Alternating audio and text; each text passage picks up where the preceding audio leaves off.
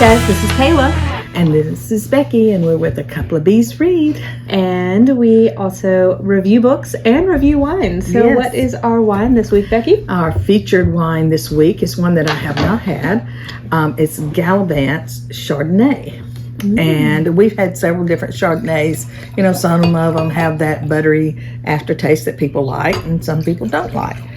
And the great thing about Scout and Cellar is they have such a variety of Chardonnays that you will be able to find one that you dearly love. Because you weren't a Chardonnay fan. I was not a Chardonnay fan at all. And then I think it was Dove Hunt Dog's Chardonnay does not have a buttery aftertaste. And I really enjoyed that wine. So. Is there pear in this? Oh, look at you. Yes, there is. Pear.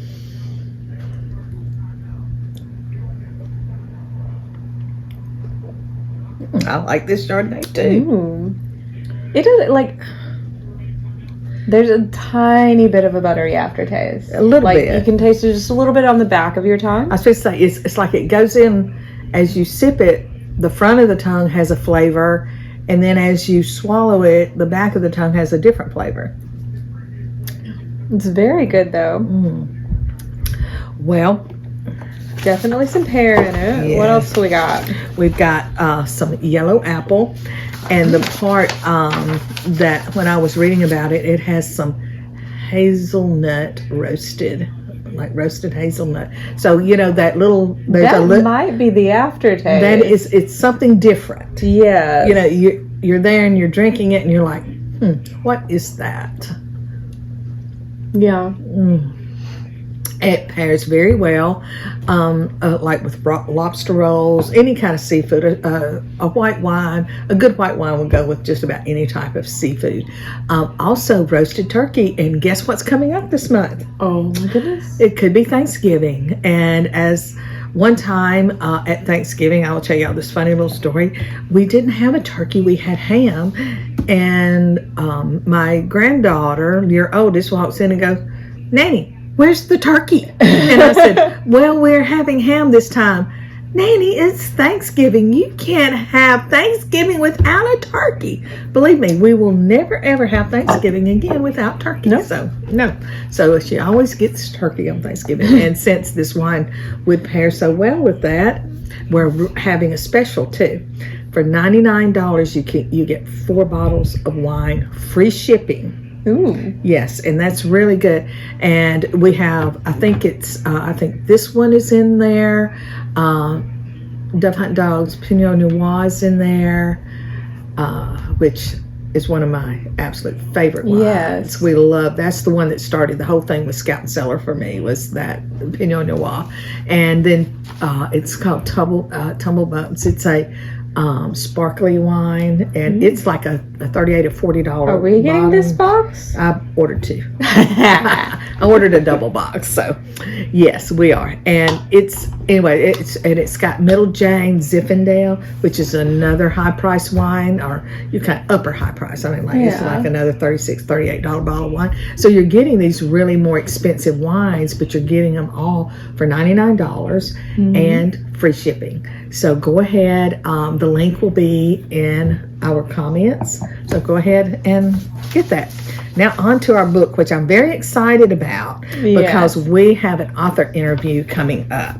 Yes. With the author of this book. And I want you to look at how beautiful this is. And I will tell you, when I first saw this in the sunglasses, I thought it was flames. Nope. I did not until I got really close up. It's a hand holding a little pill. Holding, yes, a gray and white pill. And I really, from far away, you look at it, it looks like it's flames. And I'm like, what is she looking into? But the title of the book is Twisted. It's by Maggie Giles from Rising Action Publishing, which is, of course, your publisher. Yes, So, but this book, the name fits it to a T. I will tell you, I started reading it, and I'm like, what is wrong with this woman?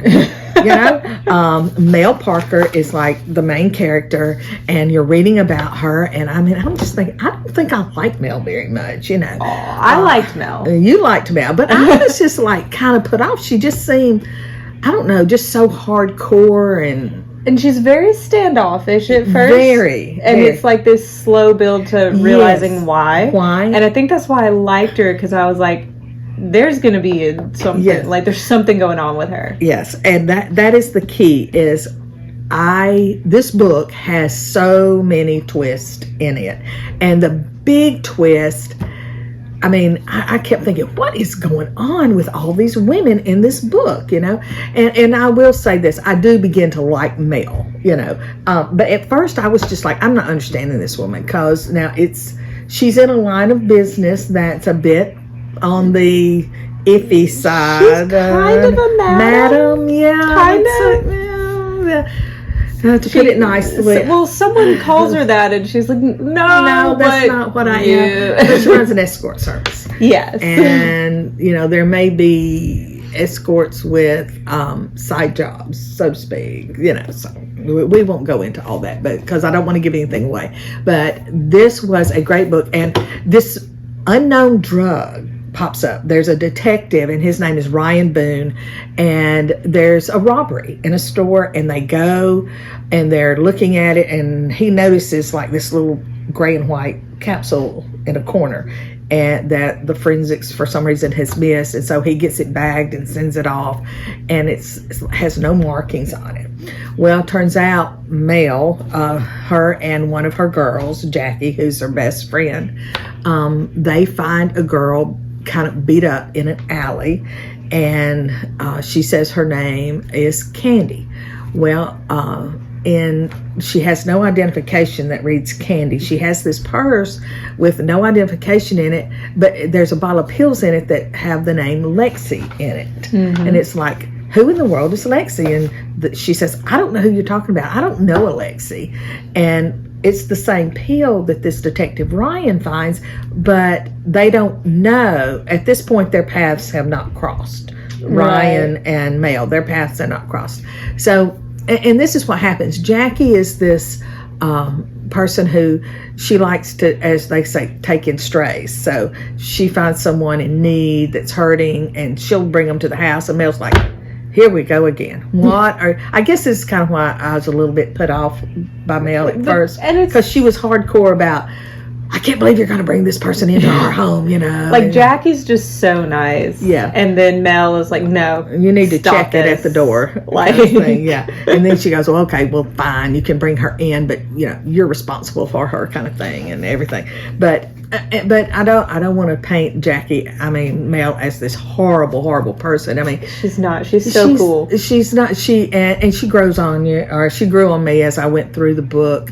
And then when you get to the end, you're like, oh my goodness, I love this woman, and there's a reason that I respect her, because in her situation, I can't say I wouldn't do the same thing. And I'm sorry. And I'm not going to tell you what that same thing. That's all we can say. That's all we can say, because if we tell you anything else, we'll ruin, the twist of Twisted. I mean, and it is the book is twisted because there are so many twists in it, and it's just one thing after the other, and how all these, there's all these women. There's a Brill who is an heiress, and she's had to go to therapy, and because she was abducted when she was a child, and she's had to deal with that her whole life. And then there's this Lexi character who's in here, and comes across everybody's path. And then of course there's Candy, who's come across their path, and then another woman, Patsy, and this is the strange thing. Now Patsy is married to this man who's abusive, and yet one of her main charities is about abused women. Yeah. And it's very ironic, and but then it all, at the end you're looking at how are all these plot lines coming together? You've got them coming from everywhere, and how does it all mesh? And that's one of the big twists in the book.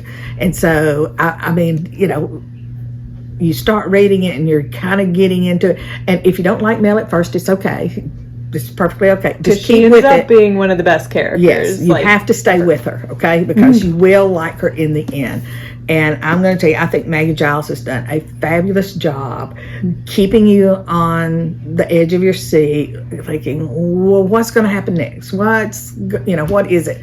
And the sequel to Twisted is coming out next year, and it's called Wicked, and it has a beautiful cover too. Yes. And so, anyway, I probably didn't tell you a whole lot about the book. And I've rambled, but I'm sorry, but all I can say is it's a 5-star read. Yeah, it has a sequel that I'm looking forward to. And I don't think we can tell them too much without giving, because there's so many twists. Yes. And if we haven't, for some reason, sold you with this 5-star review, we are interviewing Maggie here in just a few minutes, actually. So that video will be up tomorrow. So definitely check that out. Please. And, tell us what you think. Because, again, it's like each little twist leads to the bigger twist. And so that's why I can't tell you too much about it, because I don't want to ruin it for you, because that's what really keeps you hooked in the story is every twist that comes up. It's like, oh, well, what's going to happen next? What's going to happen next? So anyway, it's a great book.